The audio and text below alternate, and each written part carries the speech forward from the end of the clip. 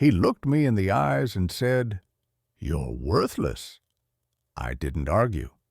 2 hours later, he wasn't so sure anymore. The kitchen clock ticked past 10 in the morning. I sat at my son David's table watching my 15-year-old grandson Marcus poke at his cereal with the bored irritation of someone who'd rather be anywhere else. The conversation had drifted to the leaky faucet upstairs, the one that had been dripping for 3 weeks now. Maybe Grandpa could take a look at it, David suggested without much enthusiasm, not looking up from his phone. Marcus snorted. What's he going to do? He can barely walk without help. The spoon clinked against the ceramic bowl. The refrigerator hummed.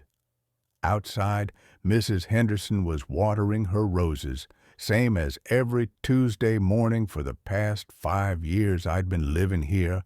I used to fix things, I said quietly. Used to, Marcus repeated, emphasizing each syllable like he was explaining something to a child. Key words there, Grandpa. You're old now. You're, what's the word? Obsolete. David's thumb kept scrolling. Sarah, my daughter-in-law, bustled around the kitchen island wiping surfaces that were already clean. Nobody looked at me directly. I built houses for 40 years, I continued, though I wasn't sure why. Commercial buildings, apartment complexes, that mall downtown where you buy your video games. Marcus finally looked up, and something cold flickered behind his eyes, something he'd learned from watching his parents, from listening to conversations he thought I couldn't hear. Yeah, well, that was then. This is now. And right now, you're just taking up space. The words hung in the air like smoke from a house fire. Sarah's dishcloth stopped moving. David's scrolling paused for half a second, then resumed.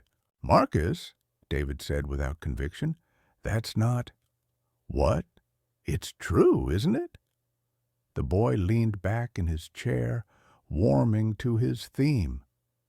He sits around all day, watches TV, eats our food. What does he contribute? Nothing. He's worthless. The clock kept ticking.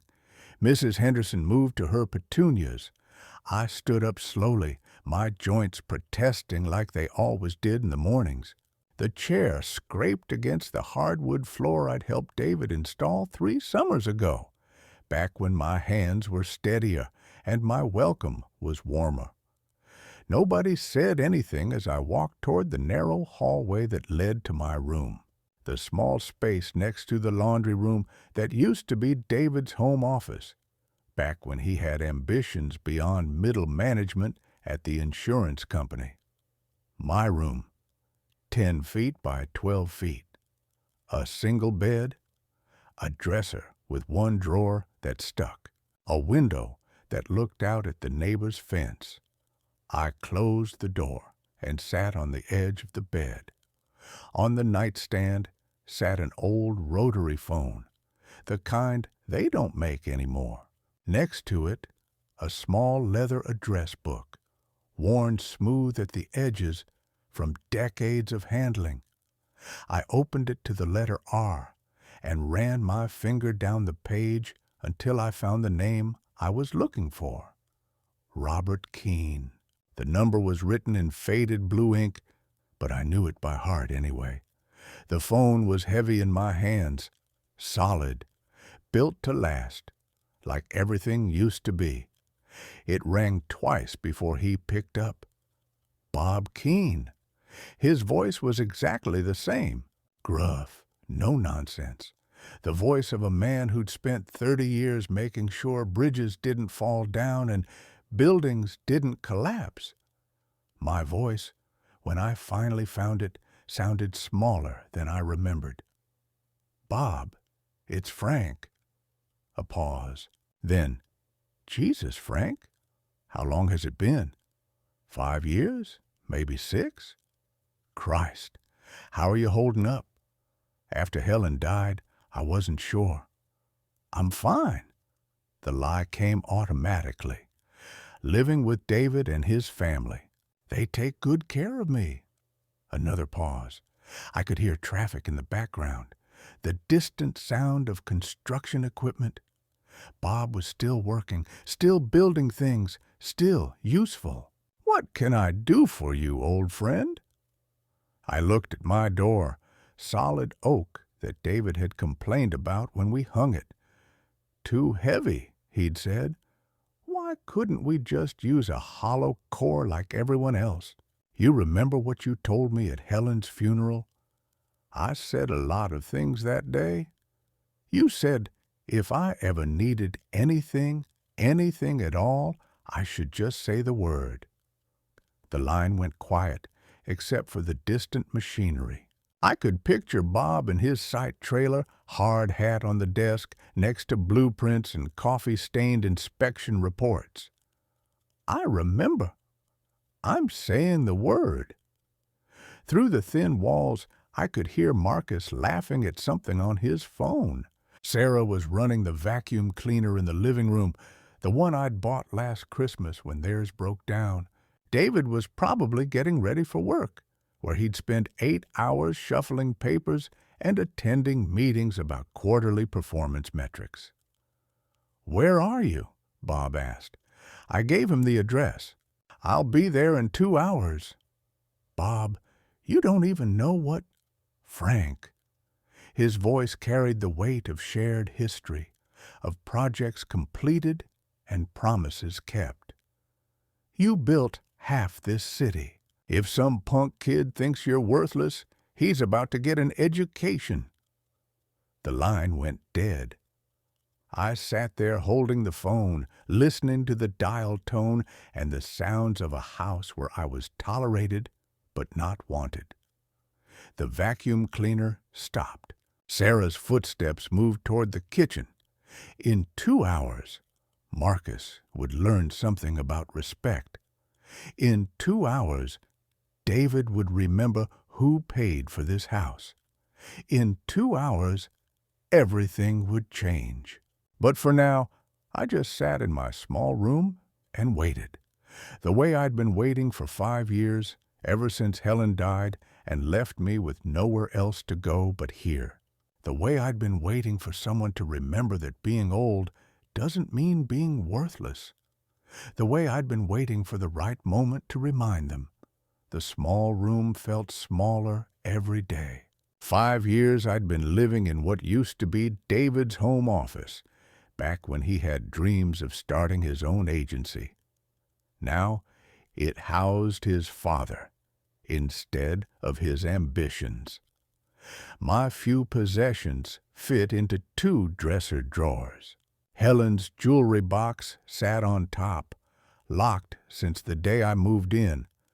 Not because I didn't trust them, but because some things shouldn't be shared with people who wouldn't understand their value. The morning routine never changed. Wake at 6, shower before anyone else got up, make instant coffee, read yesterday's newspaper until the family emerged, then retreat to my room while they got ready for their real lives. Today felt different. After Marcus's words, after the phone call to Bob, the familiar patterns seemed hollow. I opened the dresser's bottom drawer and pulled out a manila folder, yellowed at the edges. Inside were documents I hadn't looked at in months. The deed to this house, property tax records, bank statements, all of it in my name, all earned with these hands Marcus thought were useless. There was a knock at my door. Dad, David's voice, cautious. Can I come in? I slid the folder under my pillow. It's your house. He opened the door, but didn't step inside, just stood in the doorway like he was afraid to enter, still wearing his work clothes, tie slightly askew. About what Marcus said earlier. He's 15, 15-year-olds say stupid things. Still, he shouldn't have. David trailed off, looking at everything except me. You know we appreciate having you here, right? Welcome. I thought about the family photos lining the hallway, how mine with Helen had gradually moved from the living room to the guest bathroom, then disappeared entirely. Where's my coffee mug? I asked. What? The blue one Helen gave me for our 30th anniversary. I haven't seen it in 2 weeks. David shifted uncomfortably. Oh, that. It got chipped, so Sarah threw it away. We bought you a new one. I knew which one he meant. Plain white ceramic, no words, no memories. Generic, replaceable. I see. Dad, if this is about the mug, we can get you another one. It's not about the mug, but it was, partly. It was about the mug and the missing photos and conversations that stopped when I entered a room. It was about being referred to in the third person while sitting 3 feet away. Look, David said, checking his watch. Maybe tonight we could talk? Clear the air? Sure. He started to close the door, then hesitated. That friend of yours, the one you called, he's not really coming over, is he? Sarah's planning to clean today. I met his eyes. Bob Keene. We built this subdivision together in 1987, every house on this street, including this one. Okay, but he'll be here at noon. David's mouth opened, then closed. He wasn't used to me stating facts without asking permission. I'll let Sarah know, he said finally, and closed the door. I pulled the folder back out and spread its contents across the bed. The paper trail of a life spent building things that would outlast me. The foundation work on this house alone had taken 3 weeks because I'd insisted on going deeper than required. David had complained about the extra cost then, too. Through the walls, I could hear them talking in hushed voices. Words like stubborn and difficult floated through the gap under my door. At 11:30, I put on my good shirt. The blue one Helen had bought me for our last anniversary. It was getting loose, but it still fit better than the cardigans David and Sarah kept buying me every Christmas. Designed to make old men look harmless, I wasn't feeling particularly harmless today. The doorbell rang at exactly noon. I heard Sarah's heels clicking across the floor, heard her compose herself before opening the door. Her voice, artificially bright. You must be Mr. Keene. Bob's response was quieter, but I caught the tone. Professional. Assessing. Is Frank available? I opened my door and walked down the hallway. Bob stood in the entryway, still broad-shouldered at 72, wearing a work shirt and jeans that had seen honest labor. Frank. He extended his hand, and his grip was still firm. Good to see you. Thanks for coming. Sarah hovered nearby, clearly uncomfortable, but Bob wasn't looking at her. He was looking at me, waiting for direction. We could sit in the living room, Sarah suggested. Actually, I said, I thought we might take a drive. It wasn't a request. For the first time in 5 years, I wasn't asking permission. As we walked toward the door, Marcus appeared at the top of the stairs, still in pajamas at noon, phone in hand. But now he was looking at Bob with something approaching curiosity. Who's that? A friend of your grandfather's, Sarah said quickly. Nice meeting you, son, Bob said to Marcus, and there was something in his tone that made the boy straighten up involuntarily. We walked outside together. Bob's truck was a Ford F-250, well-maintained, but showing its age. A working man's vehicle. "So," he said as we climbed in, "you want to tell me what's really going on?" I looked back at the house, at Sarah's face in the window, at Marcus watching from upstairs. "They think I'm worthless," I said. Bob started the engine. "Then they're about to learn different." The night after the breakfast humiliation, I didn't sleep. I listened. The house creaked at the usual places.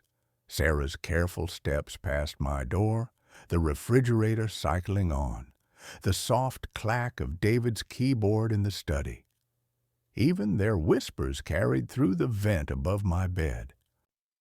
Overreacting. Doctor said memory lapses. Just guilt tripping us. I lay still, counting the seconds between their sentences. When the lights finally went out and the hush settled, I reached for the lamp only long enough to see the time, 2:08 a.m., then let the darkness return. I wanted the silence to grow thick, almost physical, so they would feel its weight in the morning. At dawn, I swung my legs over the side of the mattress and waited until the throb in my knees calmed down. The hallway smelled of detergent and lemon polish, yesterday's attempt to wipe tension off the walls. No footsteps stirred. Good. I opened the top drawer of the dresser and slid aside folded shirts until my fingertips hit cold metal. A rusted tin cigar box. Inside lay a single Polaroid. Helen smiling in front of our first house build, sunlight catching the dust in her hair, and a clipped newspaper column yellowed to parchment. Local contractor saves city thousands. Under the headline, my younger self shook hands with the mayor, helmet tucked beneath one arm. The ink had bled, but the date was clear. June 12th, 1974. Beneath the photo and clipping sat a business card laminated so many years ago the edges looked smoked. Simple black letters. W. Reeves, Project Finance. On the back, in pencil faded to ghost gray, Helen had written, "If you ever need to start again, call." I traced the curve of her handwriting until I felt steadier. Second drawer. Socks and underwear stacked like sandbags against flooding memories. Below them, a leather-bound contract folder. I'd hidden it the day I moved in, before David could insist on organizing my documents. Inside, deeds, share certificates, notarized letters, all originals. My safeguard against forgetfulness had become my record of betrayal. I placed the folder on the bed, opened a small suitcase, and packed as if navigating a minefield. 2 changes of work clothes, 1 photograph, 1 folder, 1 phone charger. Each item fit without sound. I left the tin box in the drawer. Some memories needed to stay here and haunt the place. By 6:30, the house began to stir. I heard Marcus's door slam, the quick drum of his steps toward the bathroom. I closed the suitcase, set it upright, and pulled on the thick wool coat Helen bought me the winter she got sick. The sleeves hung looser these days, but the weight felt honest. In the kitchen, the family gathered around their routines: cereal, notifications, spotless counters. Nobody noticed the suitcase at my side until I set it beside the table. David looked up, eyebrows lifting like faulty blinds. "Going somewhere?" "Out." Sarah's smile froze. "We have that appointment with the cable guy, remember?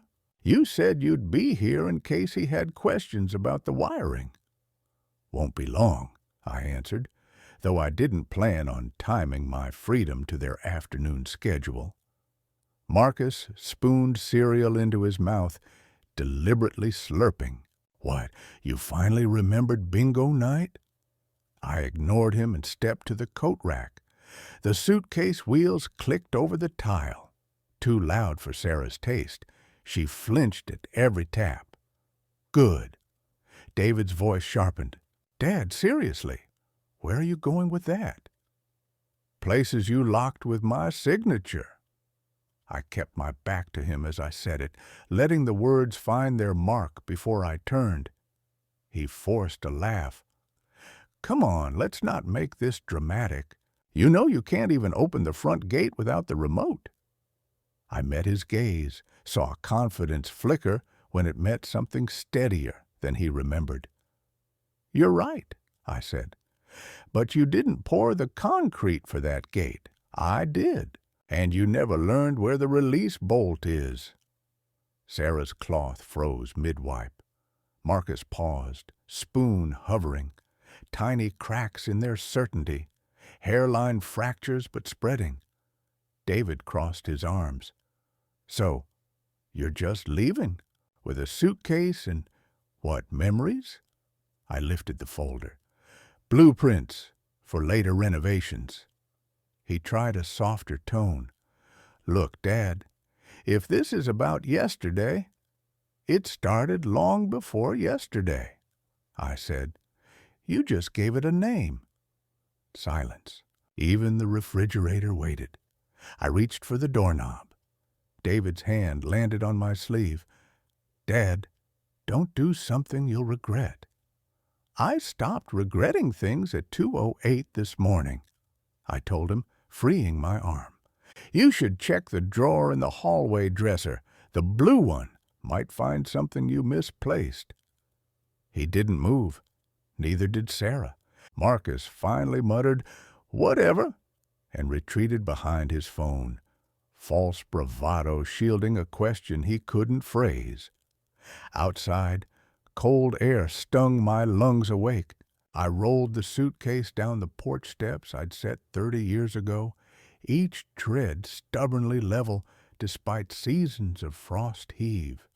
Quality work lasted when no one cut corners. At the sidewalk, I paused and looked back only once. David stood framed in the doorway, arms slack, mouth partway open as if a line had been forgotten. The scene tilted, helpless, waiting for the next cue. I let him wait. I walked 3 blocks to the old bus stop, the one the city kept threatening to remove, but never did, because petitions kept landing on someone's desk. My petition was a suitcase at my feet. The bus wheezed up, doors folding apart like reluctant wings. I climbed aboard, paid in exact change, sat near the back where the heater rattled but still worked. Through the grimy window, I saw David's car turn the corner, slowed by traffic, searching. Too late. 30 minutes later, downtown appeared, glass towers elbowing brick relics, sunlight slicing through steel ribs. I stepped off at Worthington Avenue, the heart of what used to be my contracting kingdom. The bank I'd once negotiated loans in was now a fusion taco restaurant. The deli that fed my crew every Friday had become luxury pet grooming. But the bones of the city, beams, foundations, load-bearing walls, were still mine. I walked to the municipal records office on Elm. Inside, fluorescent lights buzzed over metal cabinets lined like soldiers. A clerk looked up, smile more genuine than I expected. "Good morning. How can I help?" "Need to pull some deeds," I said. "Original filings, 87 to 94. Campbell Construction." He typed, nodded, printed certified copies while I waited. The ink was fresh. The memories older than the clerk's uniform. Folder thicker now, I stepped outside and dialed the number on Reeves's card with shaking fingers. 1 ring, 2, then a voice gruffer than mine. "Reeves." This is Frank Campbell. A pause. Well, I'll be damned. Thought you'd retired to Florida. Didn't take. You once said you liked my style. Build it right first time. Still do. You calling to reminisce? Calling because I'm starting again. Need bridge financing. Short term, secured by properties I still legally own. He exhaled a low whistle. Send me the paperwork by noon. I'll clear the schedule. I thanked him and hung up. Noon was 4 hours away. Plenty of time to walk the streets Helen and I had mapped in pencil on our kitchen table, dreaming of neighborhoods where kids could bike without fear of potholes. Dreams held shape even when the dreamers aged. Back at the courthouse steps, a woman selling newspapers called out. I bought one, folded it under my arm. Headlines screamed about markets and mayors. Nothing about betrayed fathers reclaiming breath. That story would print itself soon enough. A cafe across the street smelled of burnt espresso. I took a corner seat, ordered black coffee, opened my folder, and began drafting a list on a napkin. Properties, contacts, next moves. Each item ended with a simple checkbox. Action turned nerves into lines and ink. While I worked, morning traffic thickened and thinned. No familiar faces, but I felt eyes on me anyway. Helen's, maybe, approving the posture finally straight after years of stooping. At 11:15 I paid, stepped outside, and dialed Bob. Everything all right? He asked. Better than all right. Meet me at Reeves's office at 12, North Tower, 17th floor. He chuckled. Didn't waste time, did you? Time's been wasting me. I'm reversing the favor. I ended the call and pocketed the phone. The sun climbed behind thin clouds, spotlighting dust motes in the chill air. It smelled faintly of fresh concrete. Or maybe nostalgia had a scent. The courthouse clock began its slow 12-bell count as I crossed the plaza toward North Tower, suitcase wheels whispering over stone. With each step, I felt lighter, as if the coat carried its own heat. By the time the last bell faded, I'd reached the revolving doors. I paused with my hand on the glass, aware of the moment stretching like wet mortar, still soft enough to shape, soon to harden into something unmovable. Behind me lay the life they'd written for me. Ahead, the blueprint I was redrawing. I pushed through and let the doors spin shut, cutting off the chill, sealing the silence behind me. The motel room smelled of stale detergent and triumph. I spent the night on top of the blankets in my clothes, boots still laced, listening to trucks hum along the interstate while paperwork cooled on the dresser. Between 2 a.m. and dawn, I reread every page Reeves had printed. An emergency bridge loan term sheet, escrow instructions, a short note in block letters. When you sign, it's yours again. I signed at 5:17 a.m., ink sharp and certain. By 6 a.m. the file was scanned, encrypted, returned. At 6:30, Reeves texted one word: funded. 50 years building things had taught me how fast concrete sets once water hits the mix. Money moved just as quickly when the forms were ready. I showered, shaved, and laid Helen's silk scarf across the pillow, blue with tiny cranes. She used to tie it around her hair on dusty sites so grit wouldn't dull the shine. I tucked it into my jacket pocket like a flag. Breakfast was diner coffee and 2 slices of dry toast. I only needed the heat. By 8, I was in the parking lot, steam ghosting from my mouth, waiting for Bob. He pulled up, engine rumbling, window sliding down. "Morning," he said.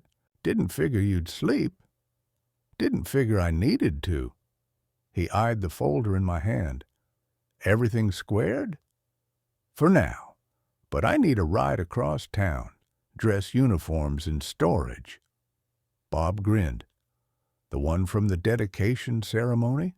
Thought that was history." "History's about to knock on David's door."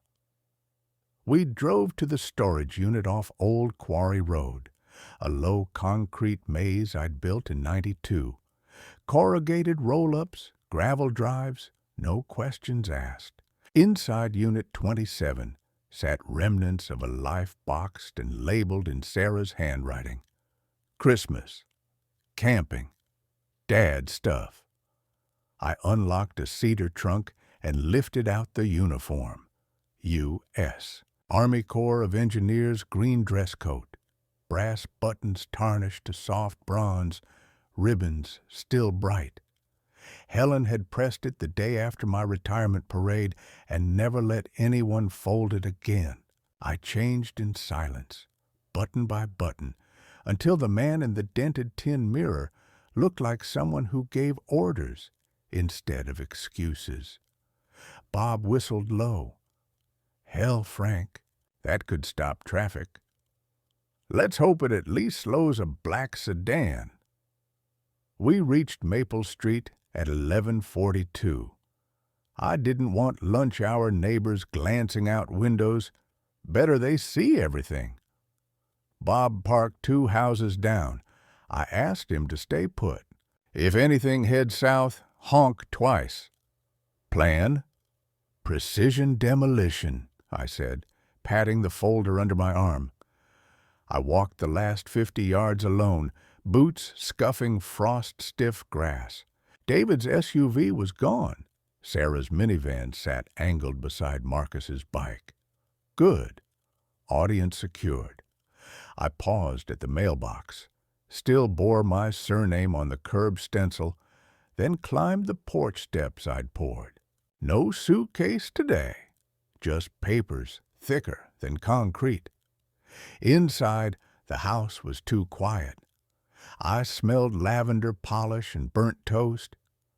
Sarah popped into the hall from the laundry room, saw the uniform, and froze like a rabbit under porch light. "Frank, we thought you were gone?" "Temporary condition." I hung my coat, straightened the service cap. "Where's David?" "Work. He left early. We had a tough night." "I need him here by noon." "Call." She looked at the uniform again and reached for her phone without another word. I stepped into the living room. Marcus lay on the couch gaming, sound muted. He glanced up, snicker ready, but the ribbons stalled it mid-throat. "What? Why are you dressed like that?" "To remind people what real work looks like." He opened his mouth, found no foothold, and returned to the glowing screen, but slower, eyes still flicking toward the brass on my chest. I walked the ground floor, counting heartbeats, listening to the house breathe. At 11:58, gravel crackled outside. Through the front window, I watched a sleek black Mercedes sedan glide to the curb. No decals, no vanity plate, paint absorbing winter light. Rear door opened. A man stepped out. Square shoulders, cropped iron gray hair, black overcoat that hung like a curtain hiding artillery. He scanned the street, then the house, then strode up the walkway exactly on schedule.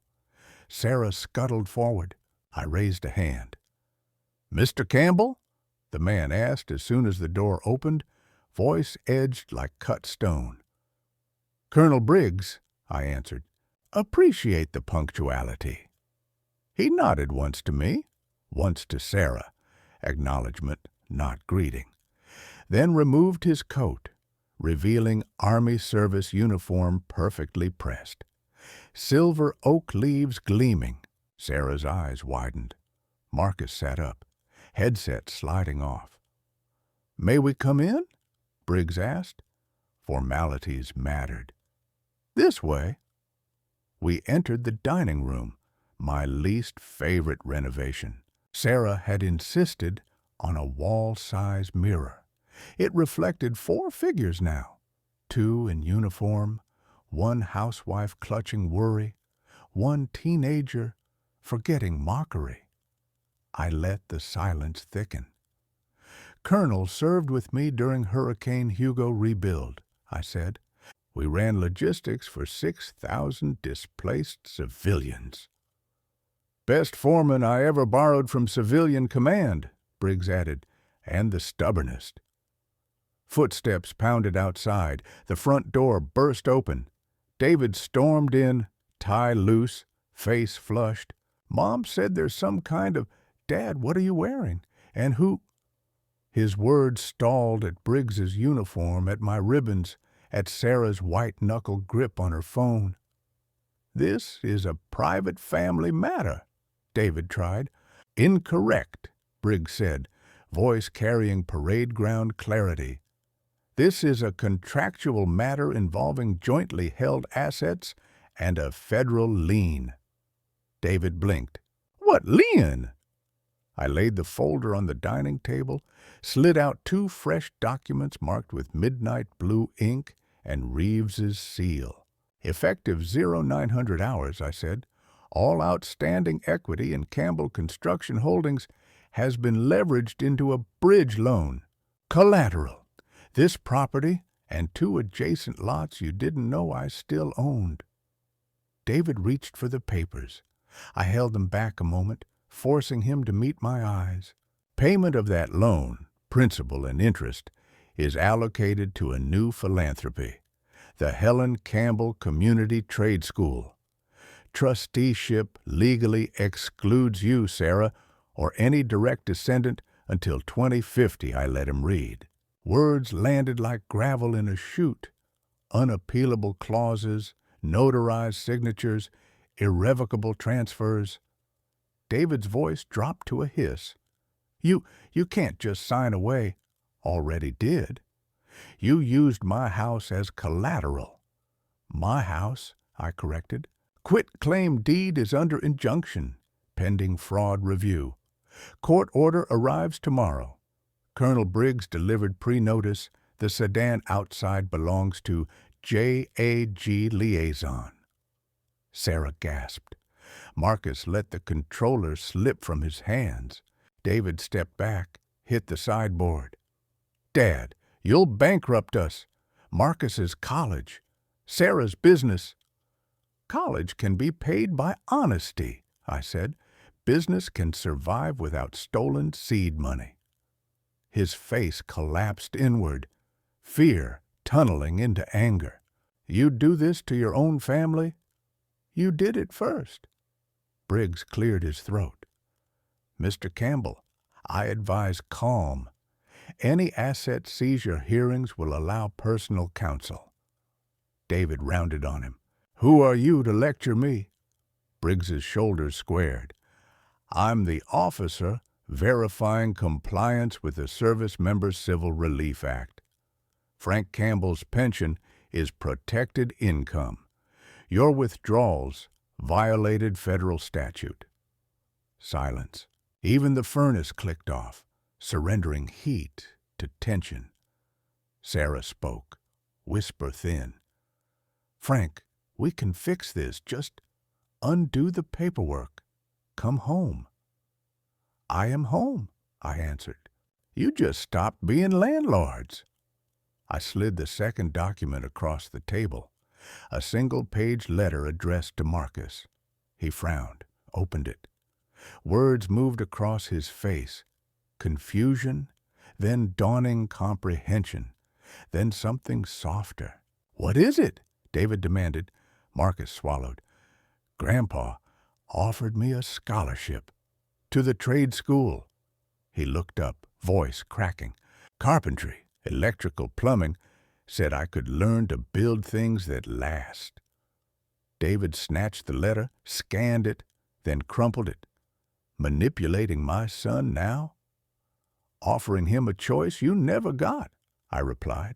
Respect made physical. Briggs checked his watch. Gentlemen, I have to file arrival confirmation at 1300. Mr. Campbell, he nodded to David, legal counsel will reach out. Mrs. Campbell, to Sarah, the injunction includes a freeze on discretionary spending. Recommend you cancel any pending charges. He retrieved his coat, saluted me, sharp, crisp, then departed. The front door clicked shut like a gavel. For a full minute, nobody moved. The mirror caught every tremor in David's jaw, every tear Sarah blinked away, every uncertain shift in Marcus's shoulders. I gathered the folder, tapped edges, square. Lunch is in the fridge. I'll come for my tools tomorrow. Where will you stay? Sarah asked, voice small. Some place with room for memories. Marcus stepped forward, eyes shining. Grandpa, the scholarship, do you really think I could? You'll build better than I ever did. I squeezed his shoulder, felt his bones, still malleable. David watched, face a mask slipping from anger to something like regret, but not yet apology.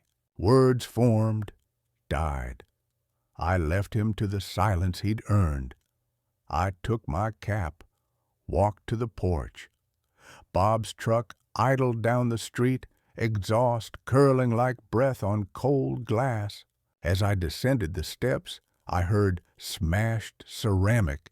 Inside, David had hurled a coffee mug against the wall. The shards rattled the floor but didn't follow me. I climbed into the truck. Bob looked past me to the house. Mission accomplished. Stage set, I said. Curtain hasn't fallen yet. He pulled away. In the side mirror, the house shrank, then blurred. Somewhere inside it, a boy held the first honest invitation of his life. A woman counted costs. A man gathered shards he never thought he'd drop.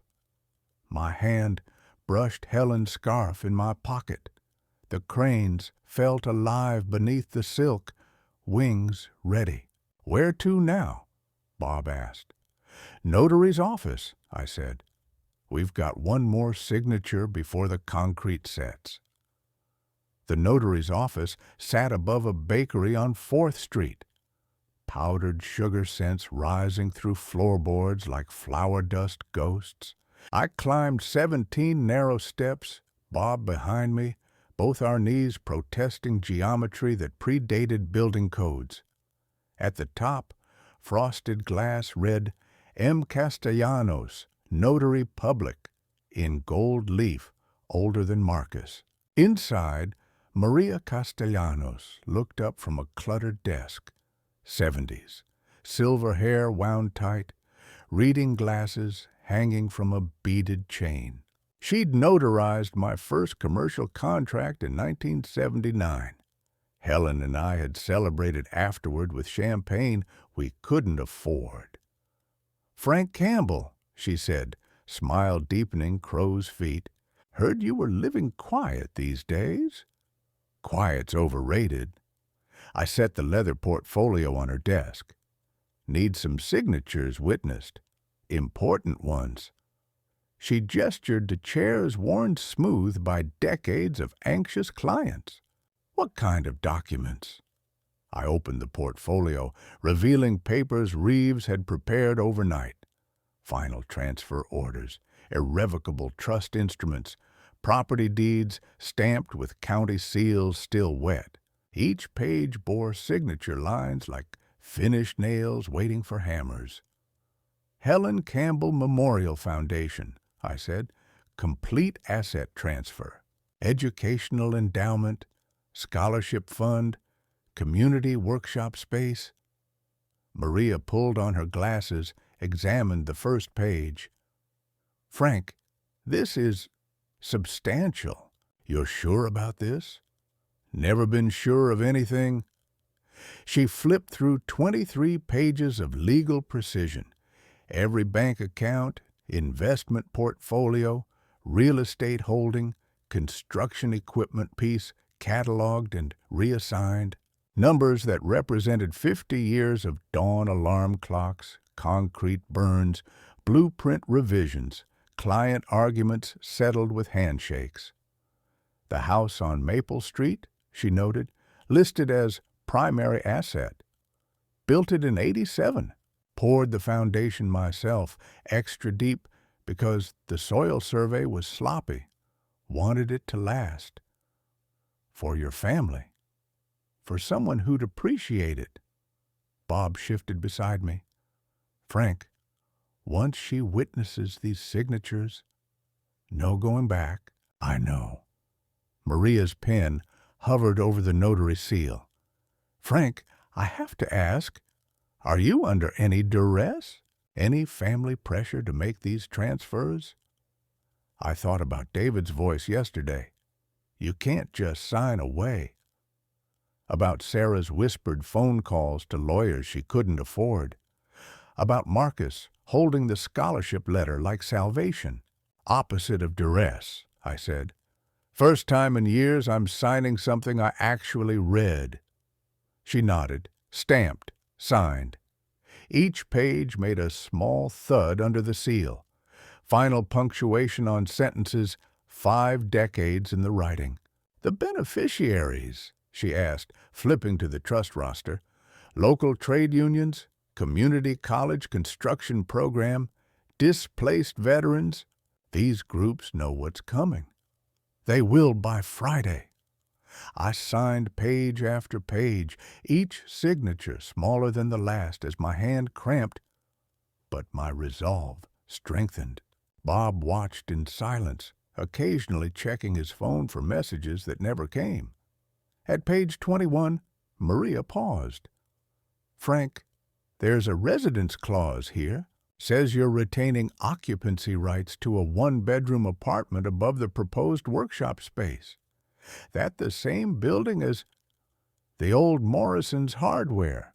Bought it this morning. Needs work, but the bones are good. She smiled. You're starting over. I'm finishing what I started. Final page. Signature, date, notary seal. Maria gathered the documents into a crisp stack, pages aligned like soldiers reporting for duty. These go into the permanent file, she said. Copies to the court, the foundation board, the IRS. By Monday morning, this is all public record. Good. I stood, knees protesting. Public record means no takebacks. We shook hands, hers warm, steady, used to witnessing life's pivotal moments. I tucked my copy of the documents into the portfolio, snapped the brass latches shut. Helen would be proud, Maria said as we reached the door. Helen would have done this 10 years ago. She never let anyone treat her like furniture. Outside, February wind cut through downtown like a blade, but the sun angled strong enough to melt frost from parking meters. Bob and I walked to his truck without speaking, boots crunching salt crystals the city had scattered against ice. You hungry? He asked as we climbed in.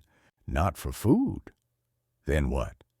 To see their faces when they realize it's over.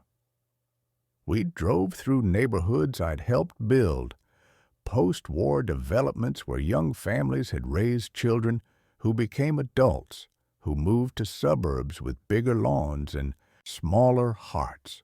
Some houses showed my work, foundation repair jobs, room additions, garage conversions that lasted when others crumbled. At 2:47 p.m., we turned onto Maple Street. David's SUV sat in the driveway beside Sarah's minivan. Both vehicles tilted on asphalt I'd leveled in a different century. I asked Bob to park across the street. You sure about this? He asked. They deserve to hear it from me. I walked across the street carrying the portfolio like a briefcase full of dynamite. The front door opened before I reached it. David must have been watching from the window, waiting for the other shoe to drop. "Dad." His voice was flat, empty of yesterday's anger. "We need to talk." "I know." Inside, the house smelled of stress and burnt coffee. Sarah sat at the kitchen table, laptop open, surrounded by papers, bank statements, legal printouts, phone numbers scrawled on napkins. She looked up with raccoon eyes, makeup smeared from tears or sleeplessness or both. Marcus lounged on the living room couch, but his attention was focused, alert. The scholarship letter lay unfolded on the coffee table beside his gaming controller. Priorities reshuffled by possibility. I set the portfolio on the kitchen island, opened it, removed a single document. The others stayed hidden for now. Shock worked better in measured doses. "Property transfer," I said, "effective immediately. This house now belongs to the Helen Campbell Memorial Foundation." David's face went white. "You actually did it." "Said I would." Sarah closed her laptop. "Frank, we've been talking to lawyers all morning. They say we can contest this, claim mental incompetence, undue influence." "They say that because you're paying them to say it. Reality doesn't change." I pulled out a second document, the eviction notice Reeves had prepared. 30 days to vacate, all utilities transferred, security deposit waived in exchange for property condition. 30 days, I repeated aloud. Helen always said that was enough time to pack a life if you didn't waste energy arguing. David slammed his hand on the counter. "You're destroying your own family." "My family destroyed itself. I'm just cleaning up the debris. The neighbors will talk. Let them. I've got nothing to hide anymore." Sarah's voice cracked. "Frank, please, we made mistakes, but we can fix this. We can pay back what we took, stole, borrowed without asking." I shook my head. "Some concrete can't be repoured once it's set." Marcus stood up, walked over. The scholarship letter rustled in his hand. "Grandpa, this trade school thing, it's real. Opening September 1st. Full-time program, room and board included. You'd learn electrical, plumbing, carpentry, masonry, real skills for real work." "What about college?" Sarah asked. "His future." "College teaches people to manage money they never earned," I said. "Trade school teaches them to earn money they can manage." Marcus studied the letter again. Would I still see you if I went?" "Every day. I'll be running the shop class." David laughed, bitter and sharp. "Shop class. From 6-figure construction contracts to shop class? You've lost your mind." "I've found my purpose." I closed the portfolio, latched it. Construction built things for people who had money. Education builds people who'll build things that matter. I moved toward the door, then stopped. One more document to deliver, this one from my jacket pocket. "David." I handed him a business card.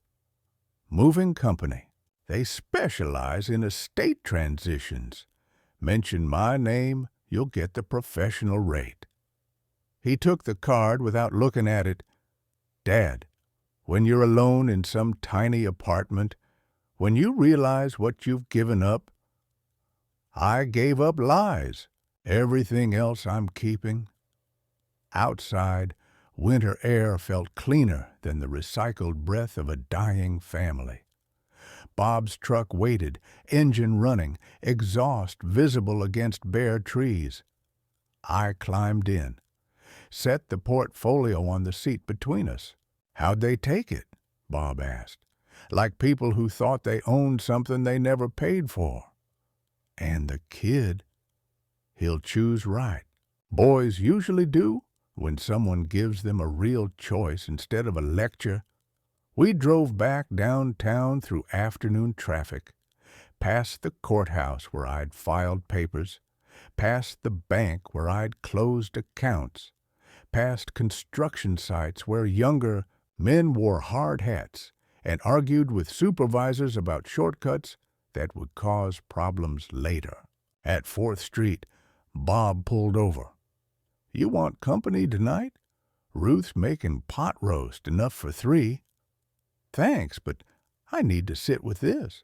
First time in years I've got something worth sitting with." I climbed out, portfolio in hand, and walked toward Morrison's Hardware. The old building looked tired but honest. Brick facade weathered to soft red, windows that needed cleaning but still held their glass. Above the main floor, stairs led to what would become my apartment. 2 rooms, bathroom, kitchenette. View of the alley where delivery trucks would unload lumber for student projects. I unlocked the street door, climbed to the empty apartment, set the portfolio on bare floor. Afternoon light slanted through dirty windows, illuminating dust motes that danced like construction debris settling after demolition. From my jacket, I pulled Helen's blue scarf, spread it across the windowsill. In this light, the silk cranes looked ready to take flight. Tomorrow, Marcus would call about the scholarship. Tomorrow, Sarah would start packing. Tomorrow, David would learn that some foundations, once cracked, couldn't support the weight of family anymore. But tonight, I sat on the floor of my new home, listening to the building breathe around me, feeling the satisfaction that came from finally building something that would last exactly as long as it needed to. Outside, Maple Street continued its routine. Dinner preparations, homework supervision, television programs that helped people forget their problems until morning. Inside my old house, 3 people faced the mathematics of consequences without me there to absorb their miscalculations. The arithmetic was simple now. They'd subtracted respect, divided attention, multiplied contempt. I'd responded with the one operation they hadn't expected. I'd started over from 0. Morning light comes in clean here. No curtains yet, just the tall workshop windows facing east. So the room fills with pale gold that lands on Helen's photo over the bookshelf. 1 month since I carried my life up these stairs, and the space already carries her voice. I kept the paint white, the floors raw pine, books, tools, a kettle, the blue and crane scarf on the back of a chair. Nothing else, yet it feels full. Downstairs, the old hardware floor is a forest of sawhorses and plywood sheets. Reeves's loan cleared. Volunteers from the union gutted the drop ceiling, and the city inspector smiled at the extra joists we added. The Helen Campbell Trade School will open in September. The sign in the window still smells of fresh enamel. Evenings, I walk the aisles and imagine laughter of kids who've never held a plane, who'll plane their first board here and walk out straighter than they walked in. I keep to a routine. Up at 6, tea, a slow stretch for knees, then letters. Paper letters. The court sent one confirming restitution from David's frozen accounts. First payment due next quarter. David himself hasn't written. Sarah mailed a sheet of polite questions about escrow. I answered in 3 sentences. My favorite envelope, though, is green and arrives weekly. Marcus's scholarship essays. First draft shaky, second better, third one good enough. I pinned it above the kettle. He writes about wanting hands that know the weight of work. He never mentions the house or his parents. Each envelope ends with a question he doesn't dare ask face to face. I underline answers in red ink and mail them back before nightfall. Late this afternoon, rain started, soft and steady, washing sawdust from the sidewalk. I locked up early, climbed the stairs, set water on for tea, and opened the last box I'd left untouched. Inside lay Helen's wedding china, wrapped in newspaper that now dated itself. Headlines of victories and scandals nobody remembers.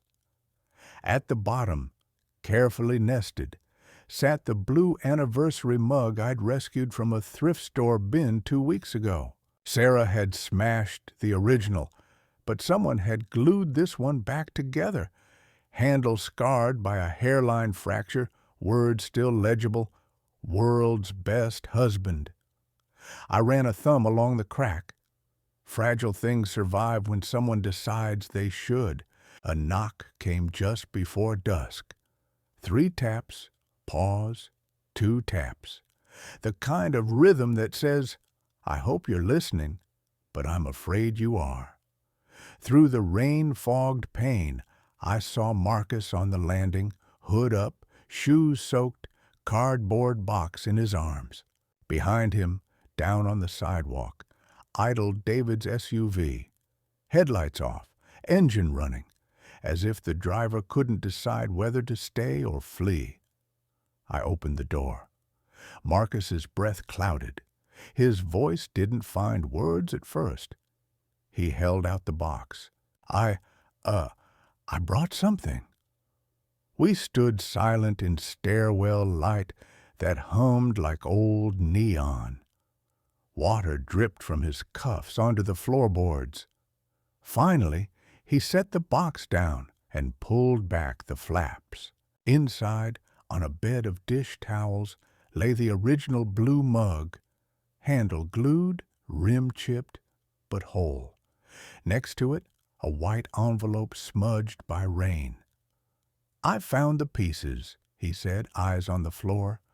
"Took all week to fit them. Mom didn't know." I lifted the mug, turned it under the bulb.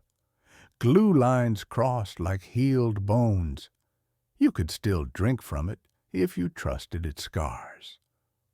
"Can I give it back?" he asked, voice cracking the way his father's never did. I looked past him to the street. David sat motionless behind the wheel, staring straight ahead, hands clenched at 10 and 2. No Sarah, just a man watching his son carry something he'd broken to the person he'd betrayed. I stepped back from the doorway. Marcus hesitated, then entered, dripping water on pine. I closed the door, left it unlatched. He followed me to the work table by the window. I set the restored mug beside the thrift store twin. 2 bruised survivors, one from him, one from me. Between them, I placed Helen's photograph, the one in front of our first house, hair full of dust, smiling like the day would last forever. Marcus took off his hood. Rain flattened his hair, made him look younger, almost the boy who used to beg for piggyback rides before pride taught him new words. He touched the handle anxiously. "I'm sorry," he whispered. "About what I said." "About everything." The apology sat in the air, uncomfortable but breathing. I poured hot water into a kettle glass, handed it to him. He warmed his fingers, watched steam rise. "I'm enrolling," he said. "Trade school. Mom's angry. Dad's worse. But I need to do something real." "Real hurts," I said. "Splinters, cold mornings, sore backs." He nodded. "I know. I want that. I want to build something, not just post about things other people made." Outside, David's engine cut. Silence pooled on the street. He stepped out, rain sliding from his coat. For a long time, he stayed by the car, head tipped back toward the glowing apartment window, toward the silhouettes of two people standing over old mugs and older memories. Then he opened the driver door again, reached inside, and pulled out a cardboard carrier from the local grocery. He started toward the building, stopped halfway, turned back. The carrier tilted in his hand. I caught a glimpse of pottery shards, plates maybe, or bowls, things he'd once thought too chipped to keep. But he couldn't cross the last yards. Instead, he set the box on the curb, got back in the SUV, and drove away without headlights. Marcus saw none of it. His back faced the window. I watched the tail lights fade, wondering if regret weighed more than pride or just sank faster. He finished the tea. "Grandpa, do you think you'll forgive him?" "Forgiveness is another kind of work," I said. "Like hanging a door. You measure twice, cut once, and still have to plane the edge until it swings free." "Is that a yes?" "It's a maybe." He smiled, small, relieved. "Maybe's better than no." Rain slackened. Streetlights flickered on, turning drops into silver threads. Marcus lifted the restored mug, careful as a priest holding sacrament. "Will it hold coffee?" he asked. "Only one way to find out." I brewed a fresh pot. We drank in silence, listening to rain hush itself. The glued seam didn't leak. He grinned at that, as if the mug's resilience had granted him permission to believe in his own. When the hour grew late, I walked him to the stairs. He looked back, eyes landing on the photograph, the twin mugs, the tidy disorder of a life being rebuilt. "Grandpa?" "Yes?" "I'll come help on Saturdays, before classes start." "Bring friends. Foundations like company." He descended, footsteps light on wood Helen never walked. At the street, he lifted a hand, half wave, half salute, then jogged toward the curb box his father had left. He peered inside, shouldered it, and carried both their weights into the night. I closed the door, still unlatched. The room smelled of wet wool and cheap coffee, but underneath, calmer notes. Pine shavings, old paper, silk warmed by lamplight. I set the two mugs side by side on the shelf above the workbench, one perfect, one scarred. Together, they balanced, each making the other honest.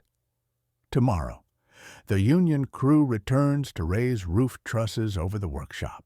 Tomorrow, Marcus will buy steel-toe boots with a name stitched on the heel.